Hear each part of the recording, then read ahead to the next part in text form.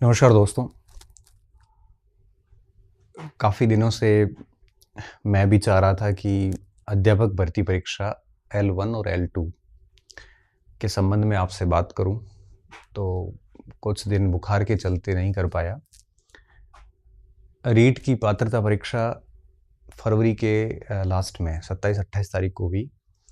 उसके बाद से ही प्लान चल रहे थे और आपने भी काफ़ी बार कह दिया, सर एक अच्छी सी स्ट्रेटजी बता दीजिए, अच्छे से एक सामग्री के बारे में थोड़ा आइडिया दे दीजिए, कुछ कॉमन बातें बता दीजिए। चूँकि गवर्नमेंट ने डेट भी घोषित कर रखी है जनवरी में, 21 जनवरी, और अब ऐसी स्थिति में हमारे पास में 10 महीने का समय है। इसको कैसे मैनेज करें बढ़िया तरीके से कि हमारा सिलेक्शन जो है सुनिश्चित हो सके। तो आज हम बात करेंगे अध्यापक भर्ती परीक्षा पर, ठीक है। अब देखिए, इसमें हम बहुत डिटेल से आज चीज़ें समझने वाले हैं।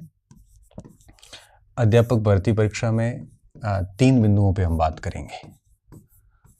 भर्ती परीक्षा जनवरी 2026, ठीक है। तकरीबन 10 महीने आपके पास में पड़े हैं। अगर अप्रैल से शुरू करें, अप्रैल, मई, जून, जुलाई, अगस्त, सितंबर, अक्टूबर, नवंबर, दिसंबर, जनवरी, ठीक है। 10 महीने का टाइम पड़ा है पूरा। और 10 महीने में अध्यापक भर्ती परीक्षा के संबंध में हम 3 बिंदुओं पे बात करेंगे। सबसे पहले कुछ सामान्य बातें देखेंगे कि सभी को ध्यान रखनी है, और उसके बाद में देखेंगे पाठ्यक्रम रणनीति क्या होनी चाहिए, आप किस तरह से सुबह से शाम तक किस तरह से अपनी दिनचर्या सेट करें, और तीसरा पाठ्य सामग्री को कैसे मैनेज करें, ठीक है, सिलेबस सहित। इसको आज हम समझेंगे। इस पूरे सेशन में इन 3 बिंदुओं पे बात की जाने वाली है, ठीक है ना। तो रणनीति और सामान्य बातें तो हम इसमें ही कर लेंगे, फिर पाठ्य सामग्री आएगी तब हमारे पास में पीपीटी बनी हुई है, इसमें देखेंगे सिलेबस के अंदर किसके लिए क्या चीज़ें कैसे करनी है, ठीक है। सबसे पहले हम कुछ कॉमन चीज़ें डिस्कस कर लेते हैं, सामान्य बिंदुओं पे बात कर लेते हैं कि ध्यान क्या रखना है, ठीक है। देखिए, सबसे पहली बात ध्यान ये रखना है कि अब यहाँ पे स्टूडेंट 2 टाइप में बंट जाएंगे। एक ऐसे स्टूडेंट होंगे जो कोचिंग जाएंगे, बैच ज्वाइन करेंगे, कोई बैच ज्वाइन किए हुए चल रहे हैं, और कुछ ऐसे होंगे जो नॉन कोचिंग होंगे, जो या तो कोचिंग कर चुके हैं या कोचिंग करना नहीं चाहते। 2 टाइप के स्टूडेंट हैं। मैं दोनों को ही नहीं रोकूंगा, क्योंकि सिलेक्शन इनके भी होते हैं, सिलेक्शन इनके भी होते हैं, और सारा डिपेंड करता है स्टूडेंट के ऊपर। तो अगर आपका मुझसे ये प्रश्न है कि मुझे कोचिंग करनी चाहिए इस समय कि नहीं करनी चाहिए, तो मैं यहाँ पे कुछ सजेशंस दे देता हूँ, आप उसको सुनना और फिर उस अनुसार आप अपना निर्णय ले लेना। पहली बात ये कि अगर आप कोचिंग करते हैं तो आप एटलीस्ट नवंबर तक कोचिंग ख़त्म कर देना, क्योंकि हमें 2 से ढाई महीने बढ़िया रिवीजन के लिए चाहिए, ठीक है, पहली बात। दूसरी बात, कोचिंग आप नवंबर तक फिनिश करें। कोचिंग तभी करें जब आपको ये लगे कि आप घर पे स्टेबिलिटी नहीं बना पा रहे हैं, स्थिरता नहीं बना पा रहे हैं, और अगर स्थिरता नहीं आ रही, मतलब भटकाव बहुत हो रहा है, क्या करें, क्या पढ़े, क्या छोड़े, कुछ समझ में नहीं आ रहा है, नियमितता नहीं बन पा रही है, ऐसी अगर सिचुएशन है तो कोचिंग कर सकते हैं। और अगर पहली बार तैयारी कर रहे हैं तब भी अगर आप है तो भी कोचिंग कर सकते हैं, नुकसान वाली बात नहीं है, क्योंकि पहली बार कई बार चीज़ें हमें समझ में नहीं आ रही होती कि कितना पढ़े, कैसे पढ़ें, कंपटीशन नहीं बनता। कोचिंग क्लासेस में क्या है कि बहुत सारे बच्चे होते हैं, टेस्ट होते हैं, तो थोड़ा सा एक आइडिया बैठ जाता है कि भाई हमारा लेवल कितना है, हमें और कितना पढ़ने की आवश्यकताएं हैं, ठीक है। तो ये चीज़ें हैं, अगर ये चीज़ें हैं तो आप क्लास ले सकते हैं और कोचिंग ज्वाइन कर लेते हैं, तो अक्टूबर नवंबर तक बैच फिनिश कर देना, और उसके बाद आप केवल सेल्फ स्टडी करना, ठीक है। और रही बात नॉन कोचिंग, अगर आप नॉन कोचिंग हैं, मतलब कोचिंग नहीं जा रहे हैं, तो आप अपना टाइम टेबल बना के कोई न कोई टेस्ट सीरीज ज्वाइन कर लीजिए, ठीक है। और क्यों कोचिंग के लोगों को टेस्ट सीरीज की ज़रूरत पड़ती नहीं है, क्योंकि वो क्लास के कोचिंग के अंदर टेस्ट होते रहते हैं, तो कंटिन्यूसली टेस्ट देते रहेंगे। लेकिन नॉन कोचिंग है, वो टेस्ट ज्वाइन कर लेना चाहिए, और टेस्ट सीरीज़ के अकॉर्डिंग थोड़ा सा उस प्लान को ऐसे सेट करना चाहिए टेस्ट के अकॉर्डिंग कि वो बढ़िया तरीके से टेस्ट भी होते रहे, साथ साथ में कोर्स होता रहे। दिन में 2 से 3 घंटे अगर टेस्ट सीरीज़ के अकॉर्डिंग पढ़ते हैं तो बाकी 7-8 घंटे 10 घंटे अपनी प्लानिंग से भी चलते रहे। ये कौन कर सकता है? नॉन कोचिंग जिसने पहले बहुत अच्छे से तैयारियां कर रखी है या कोचिंग का काम पहले उसने पूरा कर लिया है, तो फिर वो नॉन कोचिंग वाले स्टूडेंट हो जाते हैं। तो इस समय ये कहना कि भाई नहीं कोचिंग नहीं करना है या कोचिंग करना ही है, तो ये दोनों अतियाँ गलत है। मैं कहूँ कोचिंग नहीं करना है, ये बात भी गलत है क्योंकि कई बच्चों को बहुत ज़रूरत होती है। मैं कहूँ नहीं कोचिंग करना ही है, ये भी गलत है क्योंकि कईयों को ज़रूरत नहीं होती। ये सब स्टूडेंट के ऊपर डिपेंड करता है, ठीक है। तो पहली बात तो ये, तो अगर करते हो, नहीं करते हो तो इश्यू नहीं, अगर करते हैं तो एटलीस्ट आप है वो नवंबर तक इसको फिनिश कर दें। पहली बात आपको इस चीज़ का स्पेशली ध्यान रखना है।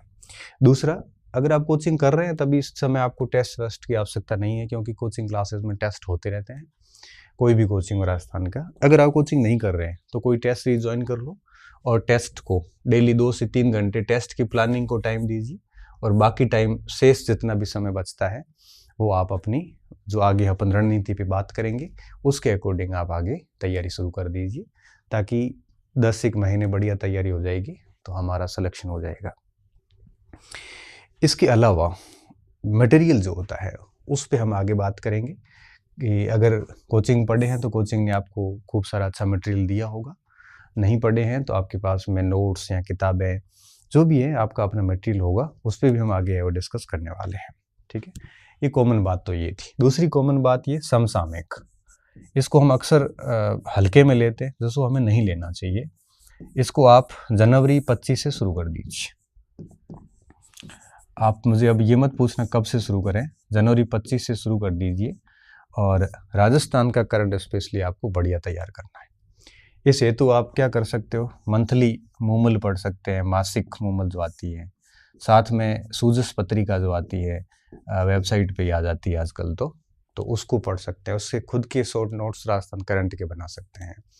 इसमें क्या, जैसे राजस्थान के खेल खिलाड़ी है, राजस्थान की जन कल्याणकारी योजनाएं हैं, राजस्थान से संबंधित पर्सन इन न्यूज़ है, प्लेसेज इन न्यूज़ हैं, नई बुक्स हैं, राजस्थान के अंदर जो भी कोई इकोनॉमिक समिट हुआ है या कोई राजस्थान के लोगों को खेल वगैरह में नेशनल लेवल या इंटरनेशनल लेवल पे कोई परफॉर्मेंस हुई है, तो ये आप है वो जनवरी से नोट्स बनाने इसके शुरू कर दें, ठीक है। मैं इसकी एक क्लासेस जल्द ही शुरू कर दूंगा राजस्थान समसामयिकी की, जो मेरे इसी चैनल पे होगी। सप्ताह की एक क्लास लूँगा, लेकिन आप उस क्लास के भरोसे न रहें, आप अपने लेवल पे मंथली ये अभी से शुरू कर दें।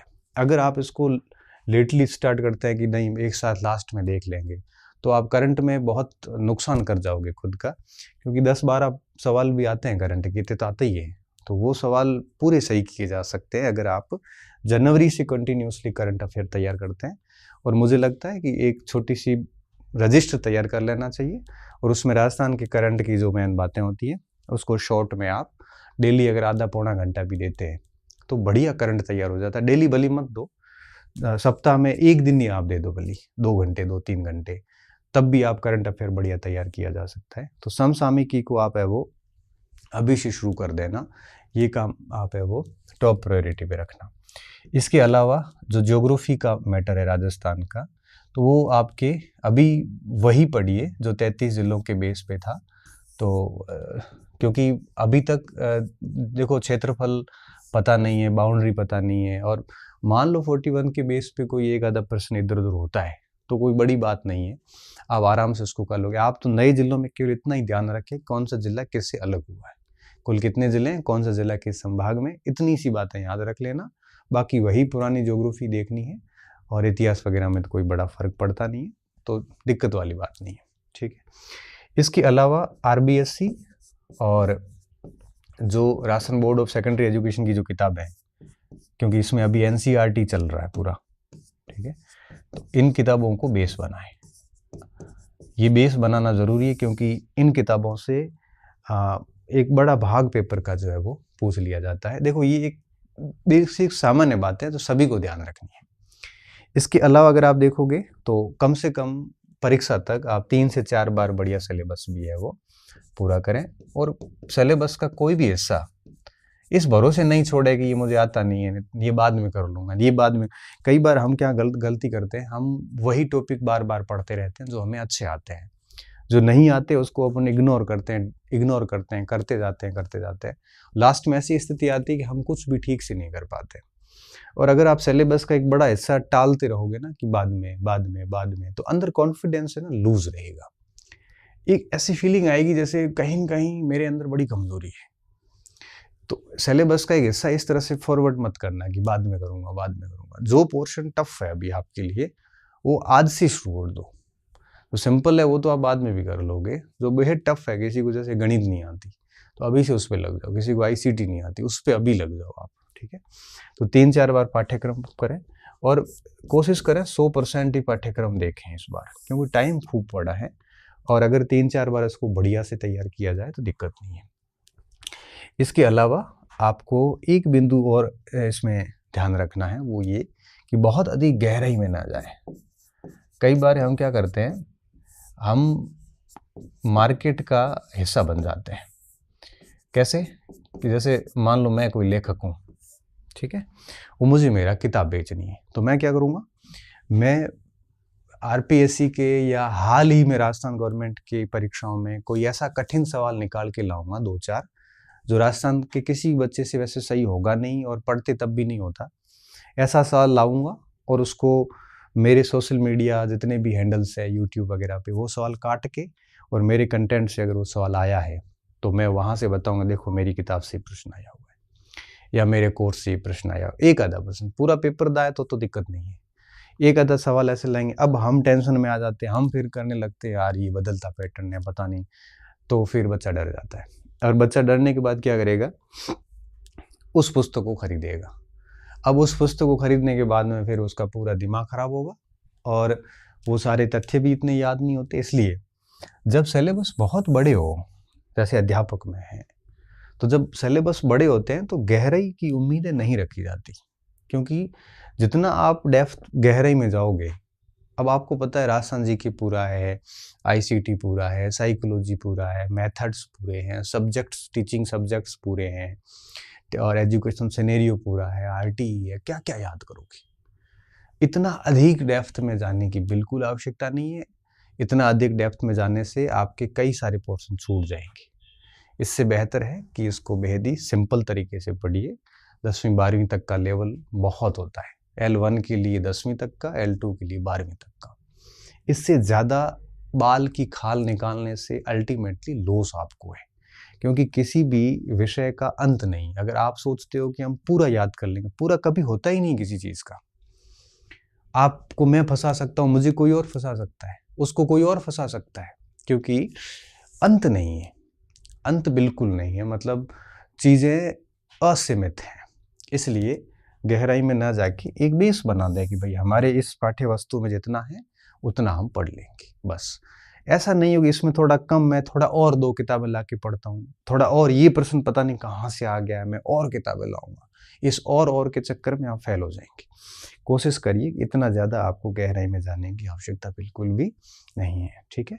और 100% सिलेबस पढ़े, 3-4 बार पाठ्यक्रम कम से कम परीक्षा तक कर लें, गहराई में बहुत अधिक ना जाएं, आरबीएससी को बेस बनाएं, इनके ब्रीफ ना लें। इनके मार्केट में कई सारे ब्रीफ आते हैं, ऐसी किताबें आती जिन्होंने 6ठी से 12वीं किताब सब्जेक्ट्स को ब्रीफ कर लिया है, शॉर्ट में निपटा दिया। ऐसा मत करना, क्योंकि एनसीईआरटी की और इन किताबों की खास बात और खूबसूरती ये होती है कि इनमें फैक्ट भले कम हो, लेकिन फैक्ट के आगे पीछे कुछ कहानियाँ होती, कुछ पैराग्राफ्स होते हैं। वो पढ़ने के बाद वो फैक्ट हमें अच्छे से समझ में आता है। हम क्या करते हैं, ये गाइड के लोग क्या करते हैं, वो कहानियाँ हटा देते हैं, केवल फैक्ट अंदर डाल देते हैं। फिर फैक्ट पढ़ने के लिए ये थोड़ी करें, फिर वो फैक्ट याद भी नहीं होते। बेहतर ये है कि किताबें खुद रखें पास में और जो सिलेबस मैच करता है उसको अंडरलाइन कर दें, वो टॉपिक लगा लें और आप उस टॉपिक को पढ़ के शॉर्ट में खुद कर लें, वो सबसे बढ़िया रहता है। तो ये कुछ ऐसी सामान्य बातें हैं जो आपको ध्यान रखनी है, ठीक है? तो मैंने कोचिंग की बात कर ली, करंट अफेयर्स की बात कर ली, नया भूगोल पढ़ना, पुराना पढ़ना, उस पर बात कर ली, आरबीएससी को बेस बनाना, कितनी बार पाठ्यक्रम करना है, और ये सारी बातें जो थी गहराई में ना जाए, ये सारे बिंदु पे हमने डिस्कस कर लिया, ठीक है? अब बात करते हैं थोड़ा सा क्या रणनीति रखें इस पूरे की, और फिर लास्ट में बात करेंगे कि किस विषय वस्तु के लिए क्या क्या सामग्री यूज की जा सकती है। ठीक है, तो देखिए ये मोटी मोटी बातें आपको, कॉमन बातें मैंने बता दी है। बाकी तो सारी चीज़ें मैं हम पहले ही बता चुके हैं कि भाई लाइब्रेरी वगैरह जाते हो तो वहाँ डिस्टर्ब हो रहा तो मत जाइए, रूम में पढ़ लीजिए, एकांत रहिए, सोशल मीडिया का यूज़ ना करें। वो कॉमन बातें हैं, वो तो आप सभी को हम 50 बार कह चुके हैं। फिर भी अगर हम नहीं समझते हैं तो फिर वो आपकी प्रॉब्लम है। बाकी हम हमेशा कहते हैं कि सिर्फ़ और सिर्फ अपना समय इस समय किताबों को दें, अपना समय सिर्फ स्टडी को दें, क्योंकि इन कमेंट्री की दुनिया में घुस जाओगे, बॉल बाय बॉल कमेंट्री में, तो लॉस अल्टीमेटली आपको ही होता है, मिलना कुछ नहीं है और समय चला जाएगा। ये 10 महीने कैसे जाएंगे पता भी नहीं चलेगा आपको, इतना भागता हुआ समय निकलेगा ना, अंदाजा ही नहीं है आपको। ठीक है ना, इसलिए टाइम का वो सदुपयोग करें, पूरा यूटिलाइज करें टाइम को। और बाकी बातें और कई समस्याएं आपको आएगी, हम समय समय पे वीडियोस बनाते रहेंगे, लेकिन ये कुछ ऐसी बातें हैं जो इन दिनों मेरे से बच्चों ने पूछी है। और परीक्षा की डेट तो आ ही गई है, तो अब ज़्यादा दिक्कत वाली बात नहीं है। अब बात करते हैं थोड़ा सा रणनीति को लेके कि किस तरह से आप अपने दिन को मैनेज कर सकते हो। अब मेरा क्या है कि थोड़ा सा रहता है कि मैं हमेशा एक स्ट्रेटजी पे चला हूँ। कभी भी परीक्षा की तैयारियाँ करी है तो एक प्रॉपर स्ट्रेटजी रखी है, बिना स्ट्रेटजी मेरे से पढ़ाई होती नहीं है। मैं भी वही बात करूँगा। तो देखिए जैसे मैं क्या करता, जैसे प्रथम, अब देखो हम सुबह का शिफ्ट ले लें एक, ठीक, जैसे सुबह सुबह पढ़ लिए बढ़िया, और दिन की पढ़ाई हो गई और रात्रिकालीन हो गई। ठीक है, अब देखो 3 समय होते हैं बच्चे के पास पढ़ने के लिए। ठीक है, मॉर्निंग का जो टाइम होता है वो थोड़ा ऐसा इंटरेस्टिंग टाइम होता है कि उसको आप किसी भी चीज़ को बढ़िया से याद कर सकते हैं। इस समय फ्रेश माइंड होता है। जैसे कोई बच्चा सुबह 4 बजे उठ गया, अब 4 बजे उठने के बाद अगर वो 5 बजे पढ़ने बैठता है और 11-12 बजे तक पढ़ लेता है, बीच में नाश्ता खाना होता रहेगा, छोटा मोटा काम तो चलता रहता है वैसे। अब वो 5 से 12 का मतलब होता है कम से कम 7 घंटे, 2 घंटे निकाल दो तो 5 घंटे पढ़ाई हो जाती है। तो जैसे सुबह सुबह किसी ने 4-5 घंटे पढ़ाई कर ली, ठीक है, और दिन में जैसे 12-1-2 बजे वो भोजन करके थोड़ा रेस्ट करता है, 2-3 बजे वापस उठता है, और 3 से लेके मान लो शाम को 6 बजे तक 2-3 घंटे फिर पढ़ लिया, फिर 1-2 घंटे फिर खाना वाना खाए, घूमे किए, 8-1 बजे तक ये सब काम किए, फिर मान लो 9-10 बजे फिर 1-2 घंटे फिर पढ़ लिया, और सुबह 4-5 बजे वापस उठ गया। तो इस तरह से अगर कोई देखते हैं तो 4-5 घंटे ये हो जाते हैं, 2-3 घंटे 1-2 घंटे ये हो जाते हैं, तो 2 और 2 4 और 4 8, 10-12 घंटे पढ़ाई एक सामान्य बच्चा इस हिसाब से कर सकता है। अब उसको करना क्या चाहिए, जहाँ तक हालांकि हर व्यक्ति की अलग स्ट्रेंथ होती है, फिर भी मैं बताना चाहूँगा। देखो एक पार्ट तो आप राजस्थान जीके को दे दीजिए, क्योंकि ये जो राजस्थान जीएस को टाइम देना क्यों ज़रूरी है, इसकी अहमियत मैं बताता हूँ। पहले लिख लेते हैं अपन। देखो सबसे पहली बात, राजस्थान जीएस के अंदर क्या क्या लिया है। देखो इतिहास आ जाता है, संस्कृति आ जाती है, और राजस्थान का भूगोल आ जाता है। इसके अलावा भी आपके राजस्थान की भाषा साहित्य आ जाती है, इसमें राजस्थान की समसामयिकी आ जाती है ना। ये सारा का सारा राजस्थान का है। इसको इम्पोर्टेंस देना क्यों ज़रूरी है, इसके पीछे कारण समझिए।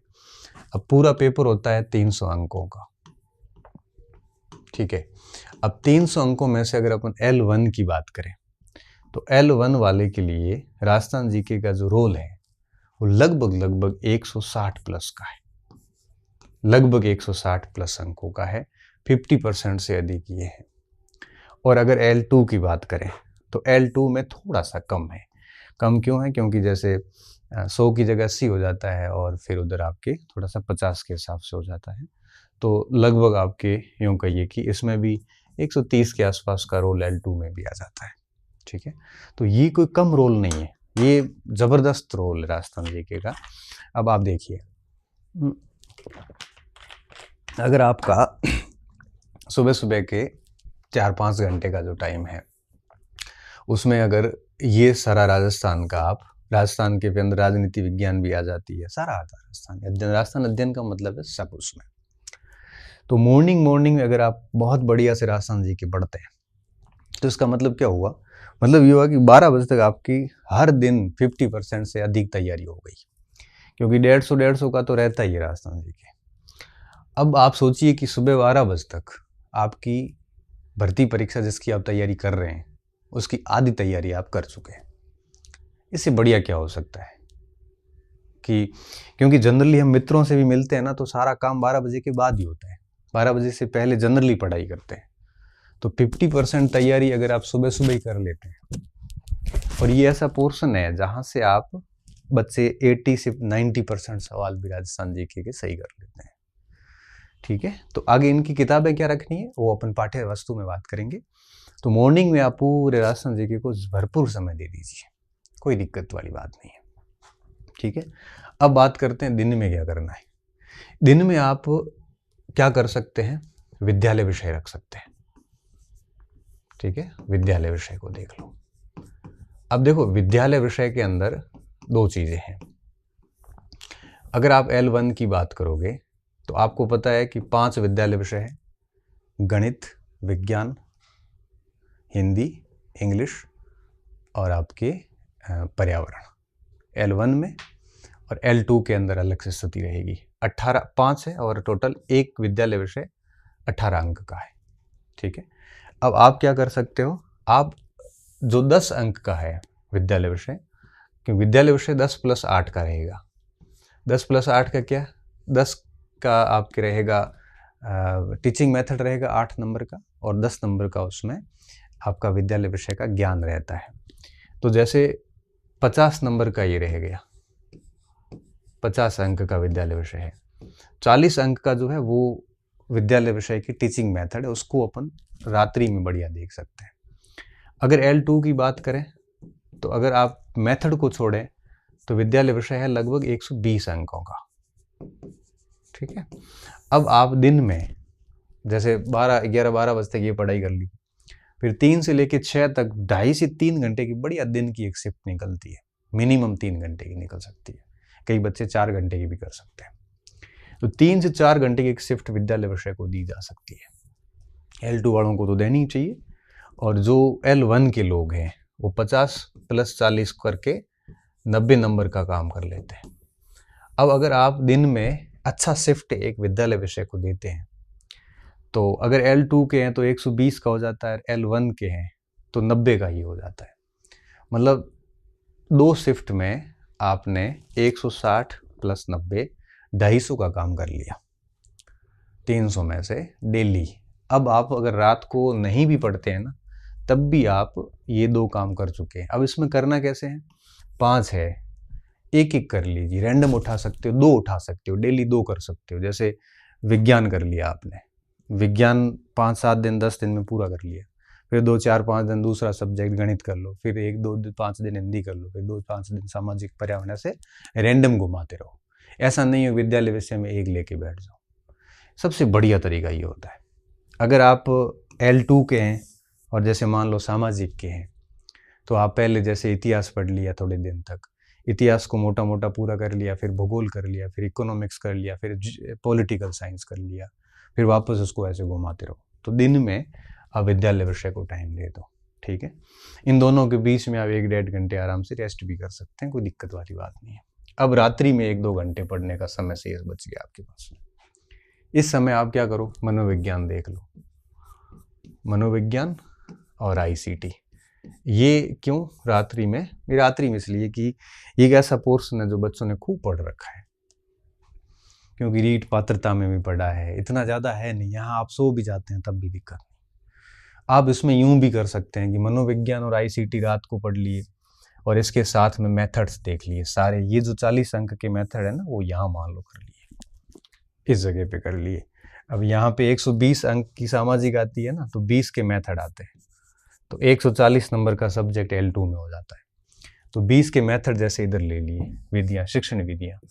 अब अगर शिक्षण विधियाँ अगर आप रात्रि में ले लेते हैं तो फिर क्या थोड़ा ज़्यादा हो जाता है, लेकिन किया जा सकता है। तो अब क्या होगा, 20 का मनोविज्ञान, 10 का ICT, 30 और L2 है तो 20 नंबर के मेथड हो जाते हैं, 50 के मेथड हो जाते हैं। इधर आप देखोगे तो आपके 40 अंक के मेथड है, 5 गुणा 8 मतलब 40 अंक के मेथड इधर हो जाते हैं। तो आप इस तरह से इसको सेट कर लो। इससे क्या होगा कि 300 अंकों की तैयारी एक साथ चलेगी, और जब 300 अंकों की तैयारी एक साथ चलती है तो बिल्कुल कॉन्फिडेंस लूज नहीं होता, और आपको बिल्कुल समय नहीं मिलता, सुबह से शाम तक सोचने का भी समय नहीं मिलता कि आपको होता है ना कई बार, आप कहते हैं ना कई बार कि सर हमारे एक्स्ट्रा थॉट आते हैं, बहुत ज़्यादा सोचते हैं। वो कब होता है? थॉट्स अधिक तब आते हैं जब हम पढ़ नहीं रहे होते हैं, हम सिर्फ पढ़ाई करने का सोच रहे होते हैं ना, तब हमारे दिमाग में बहुत सारे थॉट आते हैं। अगर आप सुबह से शाम तक इस कदर खुद को बिजी रखेंगे तो मैं दावे के साथ कह सकता हूं कि आपके दिमाग में दूसरी कोई बात ही नहीं आएगी। आप एक चैलेंज पूरा करके दूसरे के ऊपर लग जाओगे, दूसरा करके तीसरे पे लगोगे, तीसरा करते करते नींद आ जाएगी। ये सिस्टम है वो चलाया जा सकता है। अच्छा, ये कौन कर सकता है? ये अगर आप कोचिंग जा रहे हैं तो नहीं हो पाएगा। ये उन बच्चों के लिए जो नॉन कोचिंग स्टूडेंट है। कोचिंग में जैसे चले जाते हैं 5-6 घंटे, तो फिर आप इनमें से एक कर सकते हो। जैसे मॉर्निंग में कर लिया, इवनिंग का काम आपने कोचिंग चले गए, ठीक है। अगर आप मॉर्निंग में कोचिंग जाते हैं तो इवनिंग में ये कर सकते हो, ये फिर खुद से क्लास के अंदर ही करना पड़ेगा। तो ये जो स्ट्रेटजी है ये उसके लिए जो 24 घंटे घर पे बैठ के फ्री पढ़ रहा उन बच्चों के लिए है। कोचिंग वाले अपनी स्ट्रेटजी अपने अनुसार बना दें, ठीक है।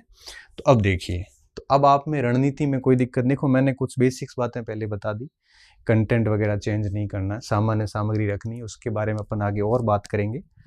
सामान्य बातें मैंने बता दी, और आपकी रणनीति क्या रहनी चाहिए वो भी मैंने ऑलमोस्ट बता दिया आपको, कि मॉर्निंग का जो टाइम है पूरा राजस्थान जीके को दे दे, क्योंकि 50% अकेला ये है, और दिन का समय विद्यालय विषय को दे दे आप, ठीक है। ये मार्किंग थोड़ी इधर उधर हो सकती है क्योंकि मुझे याद रखने की ज़्यादा ज़रूरत है नहीं, वो तो आपको पता ही है वैसे।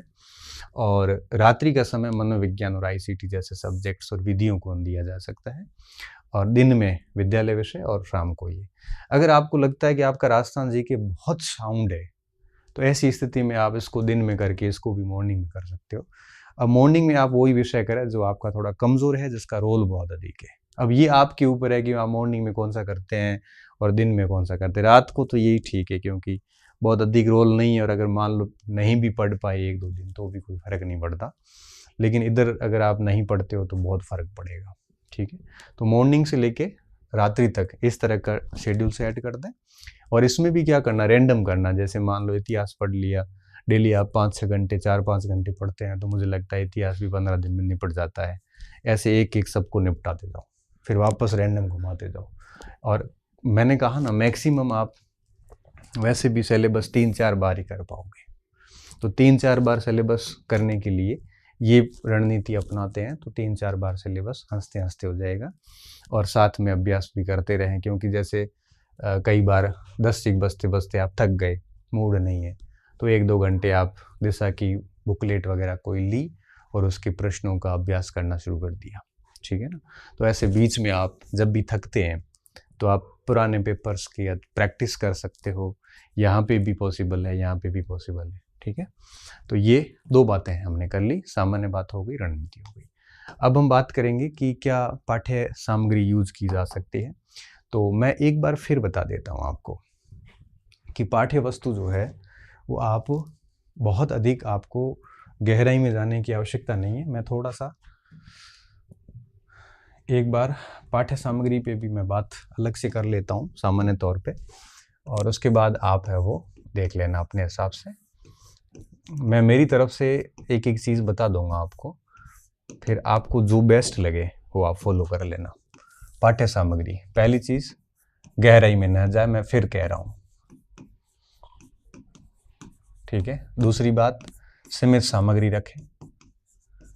सामग्री सीमित रखना, बहुत अधिक सामग्री आपको नुकसान दे सकती है, और अभ्यास और रिवीजन बार बार करते जाएं, ये कुछ कॉमन चीज़ें हैं। और अपनी सामग्री पर भरोसा रखें। देखो, भरोसा नहीं रखते हैं तो डॉक्टर की दवाइयाँ भी काम नहीं करती है, भरोसा नहीं रखते हैं तो किसी भी धार्मिक स्थल पे जाके भी आपको कोई फ़ायदा नहीं है, क्योंकि भरोसा रखना पड़ता है। आप कैसे भरोसा नहीं रखोगे तो आपको अपने माता पिता भी आपके नहीं लगेंगे, क्या सबूत है आपके पास? भरोसा नहीं रखोगे तो कुछ भी नहीं है।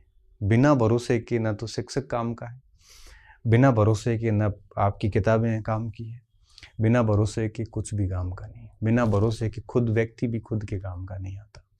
इसलिए भरोसा रखना बहुत ज़्यादा ज़रूरी है। आपके पास में जो भी सामग्री है भरोसा करिए, बार बार आप नई सामग्री बदलना मत, हर दिन नई सामग्री ला के काम करोगे तो मारे जाओगे। ठीक है।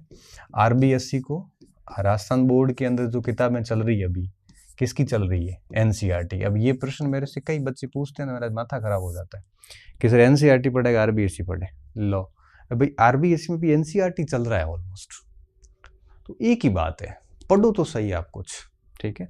तो आरबीएससी में अभी जो किताबें चल रही है ना विद्यालयों में, वो किताबें लाके उसको आप बेस बनाइए, क्योंकि ये किताबें जो है जब इसका पैटर्न बोर्ड परीक्षा पेपर बनाता है तो इस पे इनका ध्यान है वो ज़्यादा रहता है, इसका थोड़ा ध्यान रखना। ठीक है। अब अपन बात करते हैं एक एक का। अब L1 में राजस्थान का भूगोल, इतिहास, संस्कृति और राजस्थान की भाषा, ये है 100 अंक के। ठीक है। यही L2 में यहाँ पे लिखा हुआ आएगा 80 अंक। किसमें? L2 में। अब ये मुझे लिखने की बार बार जरूरत नहीं है। अब देखो इसमें क्या करना है, राजस्थान का जैसे भूगोल है, अब भूगोल में आपने कोई एक किताब पढ़ रखी है, जैसे मान लो किसी ने नाथ पढ़ ली है, या किसी ने गंगानगर के संजय जी चौधरी की किताब पढ़ रखी है, या फिर किसी ने मान लो और कोई किताब अन्य कोई स्रोत है, धिंदवाल जैसे किसी ने पढ़ रखी है, तो आप उसी को कंटिन्यूसली करिए। अब आपको तीनों किताबें लाने की जरूरत नहीं है इसमें, या एक किताब ले लो। अब आप कहोगे सर 51 जिले हैं, 41 जिले हैं, मरण दो ना, क्या 51 41 51 फंसे हुए आप, कोई भी एक किताब ले लो। अपडेट नहीं देखना नया है कि पुराना है, लेके और आप इसके ये सारे चैप्टर अच्छे से पढ़ लीजिए। आपने पहले भी पढ़े, उसी को वापस कर लीजिए, कोई दिक्कत वाली बात नहीं, एक किताब में सारा कुछ लगभग कवर हो जाता है। ठीक है। इसके साथ साथ आपको राजस्थान की भाषा, इसके लिए 6ठी से 10वीं तक का जो राजस्थान अध्ययन की किताबें हैं वो साथ में रखिए। वो साथ में इसलिए रखना ज़रूरी है कि मान लो आपने ये किताब पढ़ ली, इनमें से कोई एक्स्ट्रा फैक्ट मिलता है, उन किताबों में ऐड कर दो, ताकि क्या बार बार ये किताब आपको पढ़नी नहीं पड़ेगी। अगर आपके पास में राजस्थान ज्योग्राफी की किसी संस्थान के नोट्स हैं, मेरे भी नोट्स हो सकते हैं, किसी अन्य संस्थान के भी हो सकते हैं, कोचिंग के हो सकते हैं, तो आप क्या करो, इन सारी किताबों की ज़रूरत फिर नहीं है। उस नोट्स के साथ में 6ठी से 10वीं राजस्थान अध्ययन देख लो, राजस्थान अध्ययन के भूगोल के चैप्टर देख लो, उसमें से कोई नया फैक्ट मिल रहा है तो आपके नोट्स में अपडेट कर दो। इससे अलावा कोई काम नहीं करना है आपको। ठीक है। तो राजस्थान भूगोल में नाथ है, संजय चौधरी है, धिंदवाल है, सिखवाल है, जो भी आपके पास में हो, या आपके पास में कोई नोट्स हो, बस। अब आपको बहुत ज़्यादा, अब इन सभी में से रखनी एक ही चीज़ है आपके पास में, और साथ में ये 6ठी से 10वीं राजस्थान अध्ययन देख लेना। उनमें जो कोई नया फैक्ट हो तो अपने नोट्स में अपडेट कर दो। बस राजस्थान के भूगोल में यही करना है, ये नहीं देखना है कि नया है कि पुराना है, कोई फ़र्क नहीं पड़ता एक आधे सवाल का। सिर्फ जिलों की रिपोर्ट तैयार कर दो कि कौन से जिले नए बने हैं और कौन से ज़िले से कौन सा जिला अलग हुआ है, इतना ध्यान रखना है। इससे ज़्यादा इसमें आप क्या ही ध्यान रखोगे एक्स्ट्रा। ठीक है। ये भूगोल की बात होगी। अब बात आती है इतिहास की। इतिहास में नया पुराना कुछ है नहीं। इतिहास में भी वापस वही 6ठी से 10वीं तक की जो राजस्थान अध्ययन है, ये तो आपको लेना ही लेना है। इसके अलावा अगर आपके पास में कोई नोट्स है, मेरे भी हो सकते हैं, किसी के पास में और कई संस्थानों के हो सकते हैं, या फिर आपने नोट्स नहीं पढ़े बल्कि आपने कोई गाइड पढ़ी है, वो गाइड मैंने आपको बताई नाथ की हो सकती है, वो गाइड आपके इसकी धिंदवाल की भी आती है, सिखवाल की भी आती है, बहुत सारी गाइड्स वगैरह मार्केट में आती है। बस जो भी पढ़ो, या ये पढ़ लो या गाइड है तो एक आधी गाइड देख लो, फ़र्क कुछ भी नहीं पड़ता, लास्ट में जाके सवाल उतने ही आते हैं। और या फिर आपके पास में कोई संदर्भ ग्रंथ है, जैसे मान लो हुकुमचंद जैन, नारायण माली का हो, या फिर कोई आरपी व्यास की किताबें वगैरह है, तो उनमें थोड़ी दिक्कत आती है। दिक्कत ये आती है कि फिर शॉर्ट में नोट्स नहीं किए तो लास्ट टाइम में रिवीजन में करने में समस्या होती है। बस बात ये ध्यान रखना कि अगर नोट्स है तो आप 6ठी से 10वीं की किताब के साथ में 1-2 दिन बैठ के पूरा मिला लो, कोई नया फैक्ट होता है तो नोट्स में ऐड कर दो। गाइड पढ़ रहे हैं तब भी 6ठी से 10वीं तक की किताब से मिला लो। और संदर्भ ग्रंथ पढ़ने वाले बच्चों की संख्या भी कम है, और मुझे लगता है कि परीक्षाएं सर पे आती है तो संदर्भ ग्रंथ पढ़ने भी नहीं चाहिए। अब ये नोट्स आपके या तो कोचिंग संस्थान के हो सकते हैं, खुद की बनाई हुई भी हो सकते हैं, बस इसको अपडेट कर लेना 6ठी से 10वीं तक। और आप अगर अपडेट कर चुके हैं तो और भी बढ़िया बात है, दिक्कत वाली बात नहीं है, ज़्यादा गहराई में जाने की ज़रूरत नहीं, सारे चैप्टर वहाँ से मिल जाते हैं। ठीक है। उसके बाद में आती राजस्थानी भाषा। ये भाषा एक राजस्थानी साहित्य की किताब आती है, उसमें मिल जाती है, और भी कई सारे राजस्थान जीके की जितनी भी किताब है संस्कृति वाली उसमें भी मिल जाती है, वहाँ इसको अपडेट कर दो। अब ये 180 नंबर का था पूरा। ठीक है। अब 100 के लिए आपने 1, 2 और ये 2 बुकलेट में काम हो गया आपका, तो 2 बुकलेट में काम हो जाएगा। तो इस तरह से किया जा सकता है। ठीक है। और इस राजस्थान इतिहास संस्कृति की मेरी भी हैंड रिटन नोट्स आएंगे, मगर उसको थोड़ा टाइम लगेगा, उसका आप इंतज़ार ना करें। आप अपना स्रोत अभी चुन के तैयारी शुरू कर दें, वो तो बाद में देख लेंगे अपन जैसा भी होगा। इसके बाद में देखिए, इसके बाद में आता है राजस्थान का सामान्य ज्ञान, शैक्षिक परिदृश्य और ये आरटी। अब ये L1 में है 80 नंबर का, और L2 में आता है ये मेरे हिसाब से 50 अंक का। ठीक है, ये L2 की बात है। अब देखिए क्या होगा इसमें। अब राजस्थान का जैसे सामान्य ज्ञान है, अब इसकी कोई अलग से तो किताब आती नहीं है। अब ये तो करंट में चला जाएगा, ये करंट में चला जाता है, और ये संस्कृति में आ जाता है, ये इतिहास में आ जाता है, ये भूगोल में चला जाता है। ठीक है। प्रतीक चिन्ह अलग से भी मिल जाते हैं सारे, और इसकी और ये समसामयिक की पूरी राजस्थान जीके में साथ में आ जाती है, और ये पॉलिटी में आ जाता है, राजस्थान की पॉलिटी राजस्थान जीएस में चला जाता है, ये पूरा का पूरा करंट में आ जाता है। तो मैंने कहा करंट बहुत अच्छा शुरू कर दीजिए, और इसका मैंने आपको तरीका भी बता दिया कैसे करना है। ठीक है। अब इस हेतु आपको करना क्या है, इसकी भी कोई न कोई आपकी किताब, जैसे एक अभी मैं कल एक बच्चा किताब लाया था शाब्दी प्रकाशन की, अब मैं उसको देख रहा था तो मुझे बड़ा ठीक लगा, उसमें ये आरटी वगैरह बड़े शानदार तरीके से ये जो पोर्शन था ना, ये शैक्षिक परिदृश्य निःशुल्क एवं अनिवार्य बाल शिक्षा का अधिकार अधिनियम। अब देखो राजस्थान के सामान्य ज्ञान की कोई नोट्स वगैरह मार्केट में मिल जाएगी आपको, और उसमें ये टॉपिक भी, वैसे इतिहास और भूगोल की किताबें सारी मिला के देखोगे तो मिल जाते हैं। कोई एक आधा 2-4 टॉपिक अगर नहीं मिलते हैं तो करंट के अलावा, तो वो आप है वो मार्केट में कई सारे ऐसे नोट्स वगैरह आते हैं जिनमें ये प्रतीक चिन्ह की अलग से भी PDF आती, ऐसा कोई प्रिंट करके पढ़ लेना।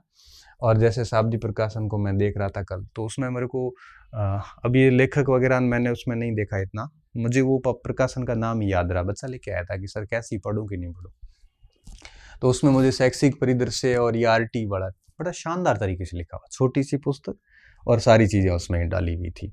तो ऐसा कुछ पढ़ लो वहाँ पे, तो उसमें शैक्षिक परिदृश्य ये पूरा उसमें चैप्टर था, शाब्दी प्रकाशन में ये सारा ही था, तो आप ये वहाँ से लाके पढ़ सकते हो। मुझे लगा कि उसमें सवाल, मुझे नहीं लगता एक आधा भी बार जा सकता है। ठीक है। और इसकी कोई बुकलेट लाके देख लेना। अब बात आती है विद्यालय विषयों की। अब विद्यालय विषयों की जहाँ तक बात आती है, तो ये सारे वो पोर्शन है हिंदी वगैरह के जो आपने अभी रीट में ताज़े ताज़े पढ़े होंगे। ठीक है। अब जैसे इसमें 10 नंबर की ग्रामर आती है तो 8 का ये आता है। ठीक है। उसी तरह से ये इंग्लिश में ये रहेगा। और अब जैसे करना क्या है, अब जैसे मैं हिंदी की बात करूं, अब हिंदी ग्रामर के लिए आपको पता 9 से 12 तक की किताब आती है, उसमें से आप ग्रामर को देख सकते हो। और जितनी भी विधियां हैं, विधियों की एक अलग किताब आती है, फर्स्ट रैंक की भी आती है, सिखवाल की भी आती है, बहुत सारे पब्लिकेशंस की आती है, जिसमें सारे विद्यालय विषयों की एक साथ विधियां आ जाती है। तो वो कोई किताब ले लो, 1-2 किताबें ले लो, और उन 1-2 किताबों से विधियां पढ़ लो। ग्रामर 9वीं से 12वीं से आप देख सकते हो इसकी ग्रामर। अब इसकी जैसे ग्रामर है, अब आपको मुझे लगता है जैसे अब ये ईडियम्स वगैरह थोड़े मुश्किल होते हैं याद करने, तो बिल्कुल छोड़ो, इससे अच्छा एक आर्टिकल है, थोड़ी टेंस है, वॉइस है, नरेशन है, इनको ही नॉर्मल इनके रूल्स ही पढ़ लो, और थोड़ा बहुत ये पढ़ लो। तो बिल्कुल छोड़ने की बजाय कम से कम आप है वो 18 अंक जो है, इसमें से अगर 9-10 तक भी पहुंचते हैं तो भी नुकसान नहीं, क्योंकि देखो जैसे आर्टिकल में सही होने के चांसेस रहते हैं। नॉर्मल आप टेंस वॉइस वगैरह देखोगे, जैसे आपने युवाम की ग्रामर पढ़ ली या लूसेंट की ग्रामर पढ़ ली, ठीक है, तो उसमें से ये 4 टॉपिक है, इन 4 टॉपिक युवाम या लूसेंट में से पढ़ के उनके रूल्स वगैरह कुछ रटा के और पीछे अगर प्रैक्टिस दी पूरी करोगे, तो मुझे लगता है कि इनमें से अगर 2 सवाल भी आते हैं तो 2-3 सवाल डेफिनेटली सही हो जाते हैं, क्योंकि कई बार इंग्लिश में प्रश्न इतना सिंपल आता है कि हम आराम से उससे उत्तर निकाल सकते हैं। और सिंपल आने के बाद अगर आपने पूरी इंग्लिश छोड़ दी तो फिर वहाँ दुख होगा कि यार थोड़ा पढ़ लेता ना तो सवाल निकल सकता था।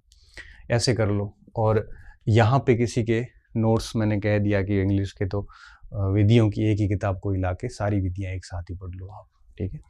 ऐसे विज्ञान तो ठीक है 8वीं 10वीं तक की किताबों में मिल जाता है, बाकी मार्केट में इसकी किताबें भी खूब आती हैं, इस पे मैं ज़्यादा बात नहीं करूँ। और जहाँ तक बात आती है सामाजिक की, तो सामाजिक की ये जो पार्ट है ये 6ठी 7वीं 8वीं से देख लो आप। अब देखो 6ठी क्लास की मैं बात करूँ तो 7वीं क्लास में मुगल साम्राज्य 7वीं क्लास के चौथे पार्ट में मिल जाता है। राजस्थान की अर्थव्यवस्था राजस्थान अध्ययन से मिल जाती है। ये दोनों के तीनों टॉपिक भूगोल में 6ठी क्लास में 7वीं क्लास में मिल जाते हैं, ये भी मिल जाता है। एक भी पार्ट ऐसा नहीं जो 6ठी 7वीं 8वीं में नहीं है। और राजस्थान का जो ये एक परिचय है ये राजस्थान जीएस में हो जाएगा आपका, जो सुबह सुबह मैंने कहा ना मॉर्निंग में पढ़ लीजिए वो। और रही बात ये विधियों की, तो विधियों की एक ही किताब में सारी विधियाँ वैसे ही आ जाएगी आपकी। अब इसके लिए अगर आप मैं बताऊँ कि दुनिया भर की किताबें ला ला के पढ़ोगे, अब जैसे ये मुगल साम्राज्य है, मुगल साम्राज्य को हम 80 क्लास में करवाया मैंने फर्स्ट ईयर के अंदर, कोई मतलब नहीं है। आप 7वीं कक्षा के इतिहास के चौथे पाठ पे जाइए और 5वें पाठ पे जाइए, दोनों पाठ पढ़ लीजिए, मुगल हो जाएगा आपका। वो सवाल उसमें से आ जाता है। पृथ्वी के स्तर रूप है, अगर उसको भूगोल की भाषा में पढ़ोगे तो बहुत टाइम लग जाएगा। जैसे भारत का संविधान है, अब देखो ये कितना बड़ा है पाठ, लेकिन 8वीं 7वीं 8वीं तक की किताबों में देख लो, ज़्यादा माथापच्ची करने की जरूरत नहीं है।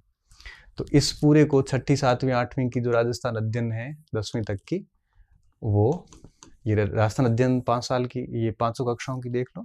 और ये टॉपिक 6ठी 7वीं 8वीं की सामाजिक में जहाँ जहाँ मिलते हैं वो अंडरलाइन कर लो, उसकी प्रिंट निकाल लो और उसको है वो शॉर्ट में नोट्स बना दो।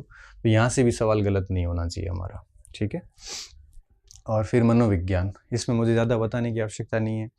कईयों ने वंदना जादौन से पढ़ा है, कईयों ने धीर जी से पढ़ा हुआ है, किताबें हैं इनकी, किसी के पास में सिखवाल है, किसी के पास में और भी कोई किताब होगी तो उनसे ही पढ़ लो आप, कोई दिक्कत नहीं है। और सूचना तकनीकी की भी बहुत सारी मार्केटिंग पुस्तक आती है। सक्सेस पॉइंट की खुद की पुस्तक आ जाती है, आज आने वाली थी, मार्च के आसपास आ जाएगी, 20-22 मार्च के आसपास, वो भी पढ़ लेना आप, तो मुझे लगता है उसमें से भी बाहर नहीं जाएगा आपके, ठीक है। तो ये आपके कुछ, ये L2 का था। अब L2 जैसे सामाजिक है, तो सामाजिक के अंदर आप देखोगे तो इसमें मैं आपको बात बताता हूँ, ये जैसे ये टॉपिक है, ये 12वीं कक्षा के पहले भाग में मिल जाता है, ये 12वीं कक्षा के दूसरे भाग में मिलता है, और ये 12वीं कक्षा के तीसरे भाग में मिल जाता है। तो ये 12वीं का इतिहास है पूरा का पूरा, ठीक है। और ये जो टॉपिक है चारों, ये और 5वां ये टॉपिक, ये विश्व भौतिक भूगोल के मूल सिद्धांतों में मिल जाते हैं। और विश्व के कृषि प्रदेश वगैरह जो है, ये 11वीं या 12वीं क्लास के अंदर एक भूगोल का और भाग है समसामयिक भूगोल का, उसमें ये टॉपिक मिल जाता है, अर्थव्यवस्था और हम, उसमें ये टॉपिक मिल जाता है। तो ये भी 11वीं 12वीं के पूरे NCERT से उठाया हुआ है। ये पूरा का पूरा 9th और 10th में मिल जाता है, पूरा का पूरा, ये और ये दोनों, ठीक है। और थोड़ा बहुत कोई बुकलेट आती हो सामाजिक वगैरह की तो उससे देख लेना। और ये आपको पता है कि भारतीय संविधान के मूल विशेषताएं वगैरह जो 11th क्लास की किताब है उसमें ये पूरा का पूरा आपको मिल जाता है, ठीक है। तो ये जितना भी पोर्शन है, और इसके साथ में मुझे लगता है कि 11वीं 12वीं पे सामाजिक में हम पूर्ण रूप से निर्भर नहीं रह सकते। ये L2 का है 120 का, पूर्ण रूप से निर्भर इसलिए नहीं रह सकते, कई बार सामाजिक का पेपर थोड़ा सा टफ आता है। 11वीं 12वीं की किताबों को तो बेस बनाना ही बनाना है, साथ में थोड़ा सा आप एक मार्केट से सामाजिक की कोई गाइड या कोई नोट्स या कोई बुकलेट कोई सामाजिक की स्पेसिफिक आए तो वो ला के थोड़ी पढ़ लेना। इससे क्या होगा कि थोड़ा सा इसमें एडवांस जाना ज़रूरी है, क्योंकि NCERT कई बार इतनी अपडेट नहीं होती है।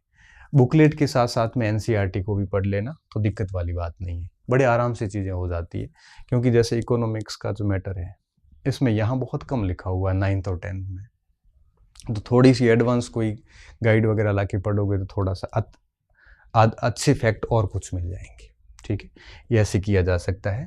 तो इस प्रकार आपके पास में ऑलरेडी मटेरियल सारा ही है, फिर भी एक सामान्य चीज़ें बताने की मेरी जिम्मेदारी थी, वो मैंने आपको बता दी। मैं अंत में यही कहूँगा कि मटेरियल से भी ज़्यादा महत्वपूर्ण बात ये है कि पढ़ने वाले के ऊपर सारी कुछ कहानी निर्भर करती है कि वो कितनी बार पढ़ता है, वो कैसे पढ़ता है, वो चीज़ों को कितना बढ़िया तरीके से पढ़ता है, उनको चीज़ों पे अपनी चीज़ों पे भरोसा है कि नहीं है, ठीक है ना। इसलिए बहुत ज़्यादा कंटेंट लाने की बजाय लिमिटेड सामग्री लाइए और उसको बढ़िया तरीके से बार बार रिवीजन करिए। और बाकी बातें मैंने ऑलमोस्ट बता दी हैं। उम्मीद कर रहा हूँ आज से आप तैयारी शुरू कर देना, अपना समय ख़राब मत करना। बीच में कई सारे फंक्शंस वगैरह चीज़ें होती है, समय मत ख़राब करना, क्योंकि एक दिन भी ख़राब होता है तो आपकी रणनीति जो है ये, आप सोचिए कि एक दिन में आप कितने पीछे रहते हो। तो ऐसा कोई काम मत करना। और समय समय पर जब भी कोई दिक्कत आएगी तो हम और बात करते रहेंगे। अभी आप इस पे चलिए, कोई सीरियस इश्यूज़ आएंगे तब आगे और क्लास ले लेंगे एक।